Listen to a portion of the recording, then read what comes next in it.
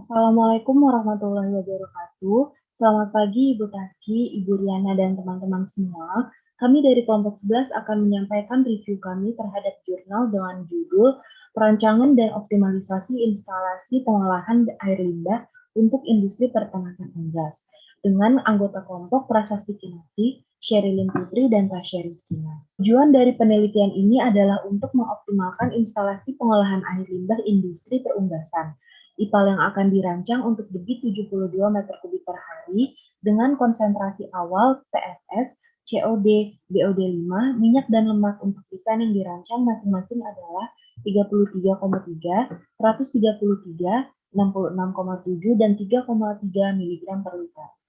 Industri ini terdiri dari pemisahan minyak dan lemak, pemerataan, tangki flokulasi, tangki koagulasi, unit pengapungan udara terlarut, reaktor lumpur aktif, clarifier, dan belt filter. Dalam proses ini, terdiri dari aliran daur ulang yang terhubung dari filter press ke tangki ekualisasi. Berikut adalah diagram alir pengolahan air limbah industri gas dimulai dari influent sampai effluent. Berikut adalah desain pengolahan air limbah industri gas, di mana debit rata-rata ke pengolahan air limbah adalah 72 meter kubik per hari, dan waktu operasi adalah 8 jam per hari. Rata-rata aliran influent ke laju aliran proses pengolahan ditetapkan sebesar 3 meter kubik per jam, dan dioperasikan selama 24 jam per hari karena mode operasi proses terus-menerus. Aliran yang masuk ke instalasi pengolahan air limbah disuplai pada suhu 30 derajat dan tekanan atmosfer, terdiri dari lumpur, amonia, air, dan karbon dioksida. Dalam hal ini, laju aliran rata-rata influent adalah 3 meter kubik per jam. Komponen-komponen dalam aliran influent, laju aliran, dan konsentrasinya ditunjukkan pada tabel berikut. Berikut adalah deskripsi unit dan aliran debit. Baik, untuk selanjutnya adalah grid chamber untuk menghilangkan bagian dari padatan tersuspensi termasuk lemak dan minyak. Dari influent, ruang pasir menghilangkan 70% padatan.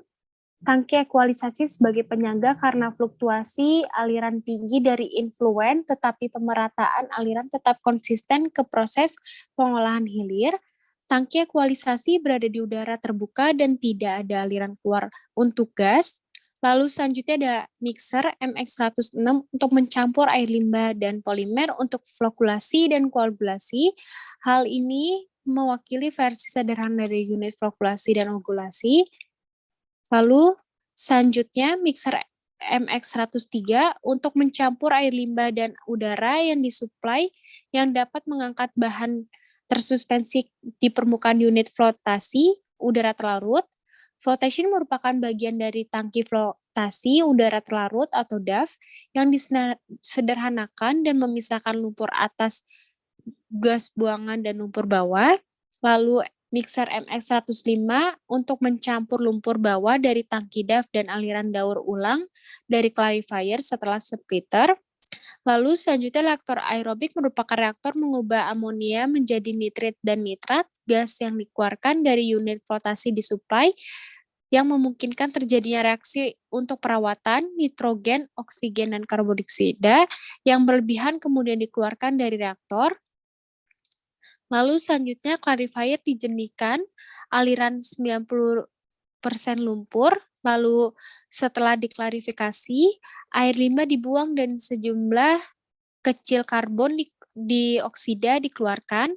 Lalu selanjutnya pemisahan aliran kemudian dibagi menjadi 2 aliran, yaitu yang pertama mendaur ulang ke dalam reaktor lumpur, yang kedua yaitu tangki penyimpanan.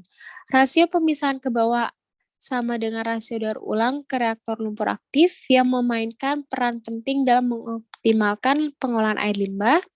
Selanjutnya mixer 104 untuk mencampur lumpur terampung dari tangki DAF dan bagian hilir clarifier. Lalu selanjutnya tangki penyimpanan merupakan tempat di mana lumpur terapung dari tangki DAF dan hilir dari clarifier dikumpulkan. Lalu bed filter untuk memisahkan fase lumpur dan fase cair. Dan selanjutnya aliran debit 1 dan 2 akan membentuk limbah dari IPAL dan dibuang langsung ke sungai. Konsentrasi masing-masing komponen dinilai dan dianalisis itu dibandingkan dengan nilai standar pembuangan, yaitu adalah Undang-Undang Kualitas Lingkungan 2009. Selanjutnya terdapat performa peralatan yang terutama dipengaruhi. Yang pertama ada reaktor lumpur aktif. Reaksi terjadi di dalam tangki lumpur aktif untuk mendegradasi biomasa. Gas yang dikeluarkan dari tangki DAF bereaksi sebagai reaktan dalam reaktor termasuk amonia, karbon dioksida, dan oksigen. Terdapat dalam tabel parameter minyak dan lemak, COD, BOD5, dan TSS. Untuk kadar konsentrasi sebelum reaksi cukup tinggi, sesudah reaksi mengalami penurunan.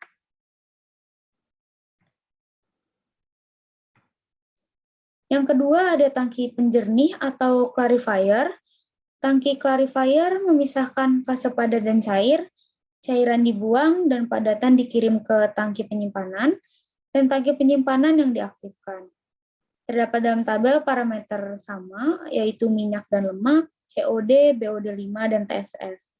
Kadar konsentrasi sebelum reaksi cukup tinggi, sesudah reaksi mengalami penurunan yang sangat signifikan. Yang ketiga terdapat belt filter. Modifikasi kecil dibuat dalam model desain yang ada dibandingkan dengan instalasi pengolahan air limbah yang sebenarnya, di mana air dari filtrasi sabuk atau belt filter tidak didaur ulang ke tangki ekualisasi. Kesimpulan yang dapat diambil adalah kinerja instalasi pengolahan air limbah atau IPAL untuk industri unggas dapat diprediksi dan biaya dapat diminimalkan. Hal ini terlihat dari penurunan COD yang sangat besar, dari 133 mg per liter menjadi 0,049 untuk aliran pertama, dan 73,7 untuk aliran kedua. Penurunan BOD yang besar dari 66,7 hingga 0,003 untuk aliran buang pertama, dan 47,1 untuk aliran buang kedua. Untuk parameter TSS sendiri diturunkan dari 33,3 menjadi 0,0 untuk aliran buang pertama, dan 1,69 untuk aliran buang kedua. Untuk parameter minyak dan lemak dikurangi dari 3,3 menjadi 0,024 untuk aliran buang pertama, dan 18,7 untuk aliran buang kedua. Aliran buangan berkurang atau berkinerja lebih baik setelah optimasi dan desain terbaik untuk mengoptimalkan proses atau pengaturan rasio daur ulang pada 50%. Berikut adalah daftar pustaka yang kami gunakan. Sekian pemaparan dari kami, kurang lebih mohon maaf. Wassalamualaikum warahmatullahi wabarakatuh.